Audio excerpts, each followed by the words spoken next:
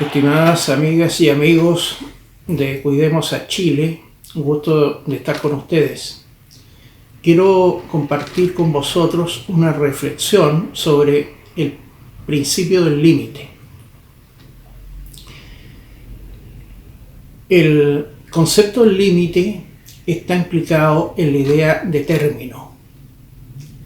La determinación de una realidad es también una limitación de la realidad, de esta realidad, en base al principio omnis determinatio negatio est. Toda determinación, negación es. Este principio es un principio metafísico que va más allá del principio lógico y se puede resumir en la frase: en el universo todo tiene un límite. Por eso que se dice que lo único que es ilimitado es Dios. Frente a ello, tenemos que si no existiera la limitación espacial de las cosas que hay en el universo, de los astros, de las personas, de las rocas, de los animales, que ocupan un lugar en el espacio, pero también, como su ocupación del espacio es limitada, se distinguen de otros que están al frente de ellos, que también ocupan un espacio limitado. Entonces eso da lugar a la individualidad, pues de lo contrario, si no hubiera límites, significaría que todo el universo estaría lleno de una sola cosa, de una sola sustancia, que no tendría límites y por lo tanto sería ilimitada.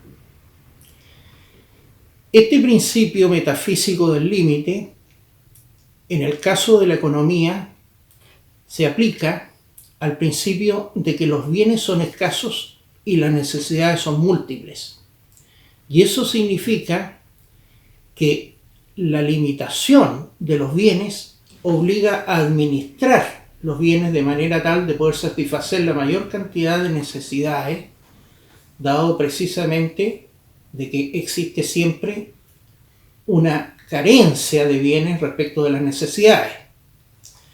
Y el concepto del límite también aparece en la idea o concepto del principio de la realidad de Sigmund Freud, cuando señala que el hombre maduro, la persona adulta, reconoce las limitaciones que la realidad le coloca frente a su existencia y por lo tanto él desarrolla su vida reconociendo que hay cosas que puede hacer y hay cosas que no puede hacer. En cambio, el niño vive en el otro principio del cual habla Sigmund Freud, que es el principio del placer. El principio del placer no reconoce los límites, no reconoce las dificultades, sino que simplemente se instala en una idea de un placer permanente, inmediato. Y por eso que el niño no entiende de que el padre, por ejemplo, para regalarle una bicicleta, tiene que esperar unos meses para juntar el dinero y comprarla. El niño entiende que no existe esa limitación, sino que él espera la satisfacción inmediata de su deseo.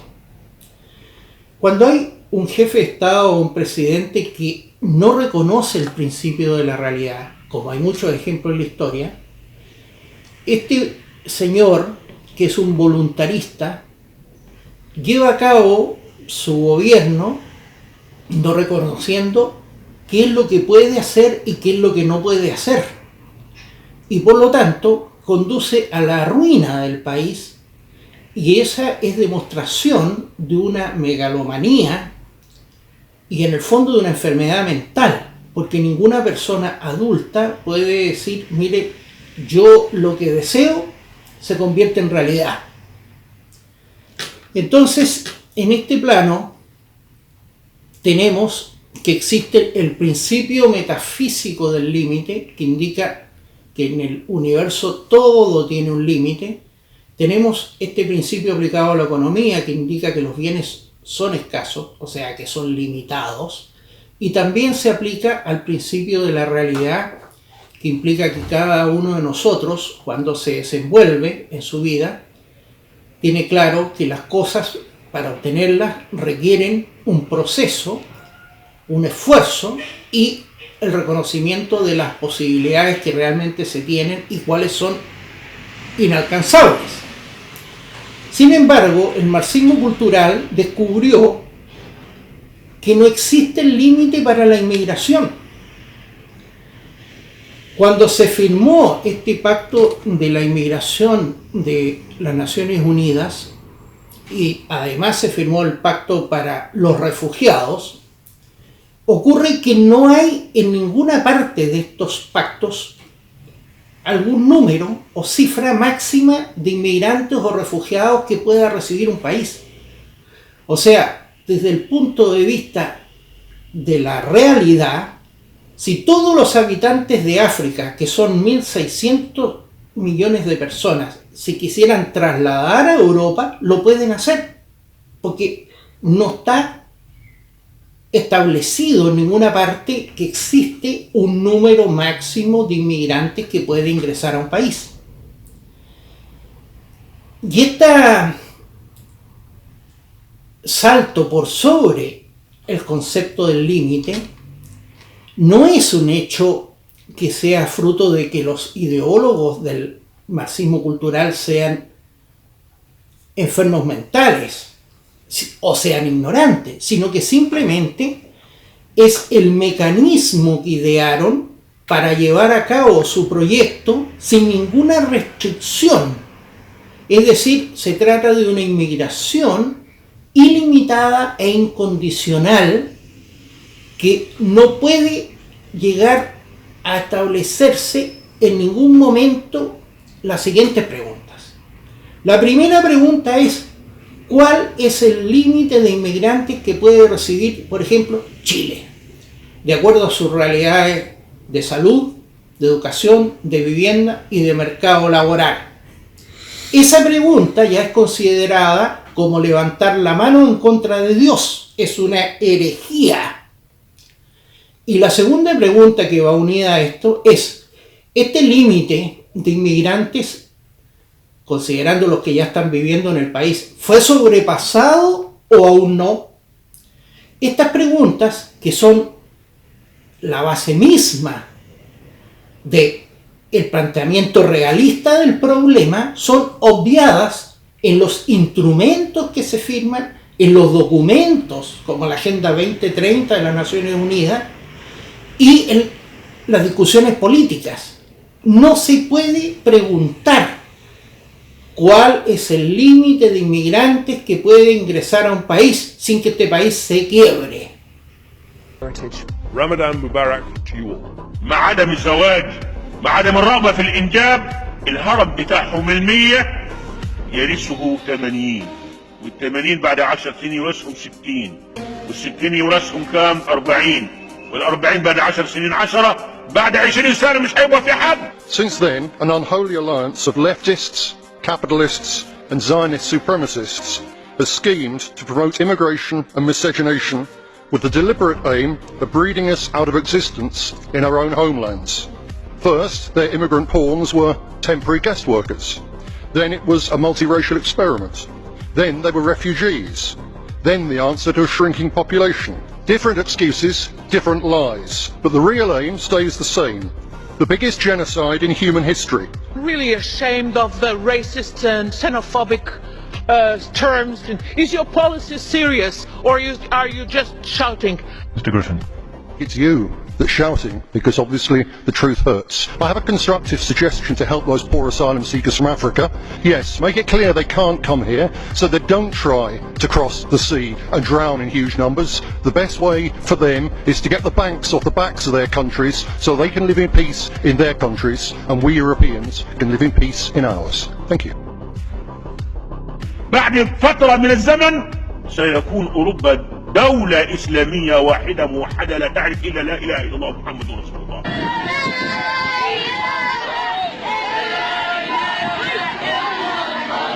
لا إله إلا الله والسيد عدو الله والسيد عدو الله. يشتت على النساء ويكتم اطفالهم. اللهم انصر الاسلام في كل مكان. الله اكبر. En ese plano tenemos que el verdadero objetivo de esto es rebalsar, rellenar o inundar a los países con millones y millones de inmigrantes que mediante el simple hecho de su ingreso a la nación vengan a poner fin a la civilización occidental, al sentimiento de nacionalidad y a la identidad histórica cultural de los países. Ese es el verdadero objetivo de esto, lo cual es un objetivo que ha tenido el marxismo a lo largo de toda su historia, porque recordemos que don Carlos Marx señaló que toda la historia de la humanidad no valía nada porque era capitalismo, y por lo tanto personas como Aristóteles, Platón o Sócrates tampoco eran personas dignas de elogio, porque ellos formaban parte de este sistema y que además en la época de los griegos era esclavista. Entonces ellos simplemente modificaron su propósito de acabar con la civilización occidental y al mismo tiempo con el concepto de patria, porque según ellos es un invento burgués. Luego, para justificar o tratar de justificar esta llegada gigantesca de millones de personas a los países, los marxistas culturales recurren al argumento economicista de que estas personas vienen a aportar económicamente a los países. Ocurre que ese argumento carece de toda validez porque quienes verdaderamente se benefician de esto es la élite de los grandes empresarios que con la sobreoferta de mano de obra inmigrante pueden pagar cada vez salarios más reducidos y reemplazar a los trabajadores nacionales por trabajadores extranjeros. Y los más perjudicados son precisamente los trabajadores de la nación que está siendo invadida por inmigrantes, que pierden sus fuentes laborales y ven disminuir sus salarios. ¿Por qué es importante desarrollar este manual? ¿Realmente usted está verificando, la DSNA verificando que hay un importante crecimiento de inmigrantes en el campo, en el mundo agrícola? A ver, aquí hay dos aspectos.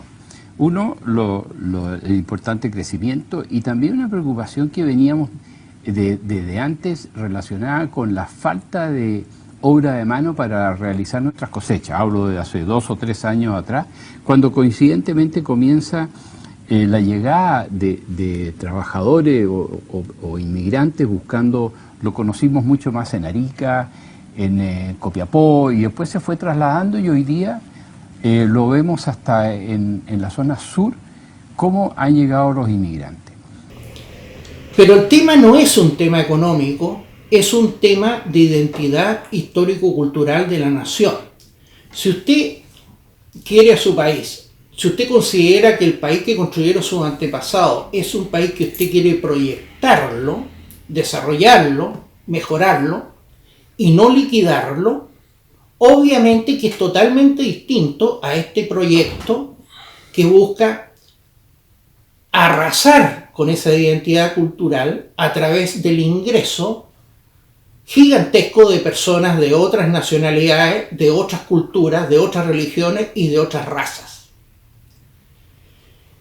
Y este tema yo lo puedo explicar fácilmente con un solo ejemplo. Cuando el año 1453 el Imperio Otomano, el Imperio Turco, invadió Constantinopla y acabó con el Imperio Romano de Oriente, Grecia, que es la madre patria de la civilización occidental, quedó 400 años bajo la bota turca. Incluso los habitantes rurales de Grecia fueron transformados en siervos de los turcos.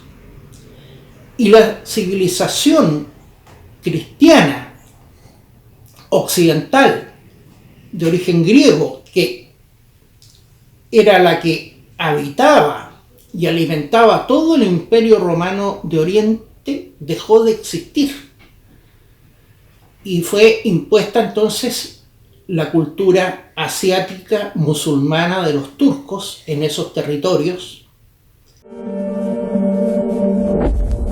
Constantinopla había logrado mantenerse durante un siglo, hasta que mi tocayo Mehmed el Conquistador trajo sus tribus turcas y pudo invadir Constantinopla. Y ese hecho específico movió el eje de la historia de la humanidad. Tomó toda una parte del planeta que había preservado el cristianismo y la hizo islámica. Y esta situación, que se produjo mediante una invasión militar, habría producido el mismo fin de la civilización occidental en el Imperio Romano de Oriente si esta invasión no hubiera sido militar, sino que simplemente hubiera sido una invasión mediante la inmigración ilimitada, incondicional de los turcos al interior del Imperio Romano de Oriente y de Grecia. Porque Turquía tiene 100 millones de habitantes aproximadamente y Grecia tiene 13 millones. Entonces no es necesario hacer una especie de estudio para entender qué es lo que sucede cuando en un edificio alguien cae, ¿no es cierto?, y va en el 5º piso y finalmente va a llegar al suelo. Si usted incorpora a un país esa cantidad de gente, se produce el fin, la sustitución, la muerte de la cultura anterior que es reemplazada por esta nueva población. Y ese fue el motivo que Grecia recién 400 años después, el año 1832, pudo recuperar su independencia de Turquía mediante el apoyo de Rusia, de Francia y de Inglaterra, pero su territorio quedó amputado para siempre, a tal punto que lo que era la capital del Imperio Romano de Oriente, que se llamaba Constantinopla y después se llamaba Bizancio, hoy se llama Estambul, y es la principal ciudad de Turquía, con el agravante que el patriarca de la Iglesia Ortodoxa, que es como el Papa de la Iglesia Ortodoxa, está en territorio musulmán, porque está en Estambul. Entonces, esa es la situación. Y los turcos, a su vez, intentaron 4 veces invadir Roma, y el año 1683 fueron derrotados en la batalla de Viena por la unión de los gobernantes de Europa Occidental, lo cual impidió que estos turcos se hubieran tomado también el Imperio Romano de Occidente, que en ese tiempo se llamaba Imperio Romano Germánico, y finalmente se habría acabado la civilización occidental en Europa Occidental y se habría acabado el cristianismo y habría sido reemplazado por la cultura, la civilización y la religión asiático, turca y musulmana. Estimadas amigas y amigos, estas eran las reflexiones que quería compartir con ustedes y nos veremos la próxima vez, estimados seguidores de Cuidemos a Chile. Mi mensaje en el Día Mundial de los Refugiados es que la cifra de refugiados y desplazados va en aumento. Pero la respuesta a esta crisis no es aterrorizarse, no es cerrar fronteras ni puertos, sino trabajar juntos a nivel internacional para encontrar soluciones. Si esto sucede, el problema será manejable. Pero la respuesta a esta crisis no es aterrorizarse, no es cerrar fronteras ni puertos, sino trabajar juntos a nivel internacional para encontrar soluciones. Si esto sucede, el problema será manejable. La Agencia de la ONU para los Refugiados recalca que los casi 69 millones de personas que huyeron de la guerra, la violencia y la persecución desplazadas por la fuerza el año pasado marcan un récord por 5º año consecutivo.